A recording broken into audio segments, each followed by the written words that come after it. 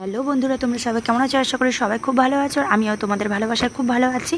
তো দেখো, এটা হলো দার্জিলিংয়ে গিয়েছিলাম, তখন এটা বাতাসিয়া লুপে ওখানে গিয়েছিলাম। তো আমি না গাড়িতে বসেছিলাম, কারণ আমার 104 জ্বর ছিল। আর আমাকে কেউ দেখে বলবেও না যে আমার 104 জ্বর। তো গাড়িতে বসেছিলাম, সবাই এখানে পার্কে ঘুরতে এসেছিলো। তো আমার বর বলছে ফোন করে যে সবাই মিলে এখানে এই ড্রেসগুলো পরছো, তুমি কি আসবে? তারপর আমি গাড়ি থেকে নেমে চলে গেলাম। তো আমাকে ড্রাইভার দাদা বললো যে তোমার জ্বর কী হলো? আমি বললাম আগে যাই, কারণ এটা আমার খুব ইচ্ছে ছিল যে এরকমভাবে ড্রেস পরবো। আর ওই দেখো পেছনে কি দেখা যাচ্ছে, কাঞ্চনজঙ্ঘা, ওটা কী জন্য কাঞ্চনজঙ্ঘা দেখা যাচ্ছে।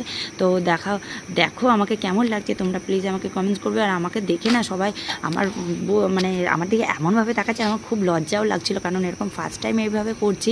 আর আমার নিজের খুব ভাল লাগছিল, কারণ আমার খুব অনেক দিনের ইচ্ছে ছিল এরকমভাবে পড়বো। আর এটা যে সত্যি হবে সেটা আমি কোনো দিন ভাবিনি। তো আমাকে কেমন লাগছে তোমরা প্লিজ আমাকে কমেন্টস করো। এটা হলো আমার ননদ আর আমি, আর এরপরে আছে আমি। তো দেখো আমাকে কেমন লাগছে তোমরা প্লিজ আমাকে বলো।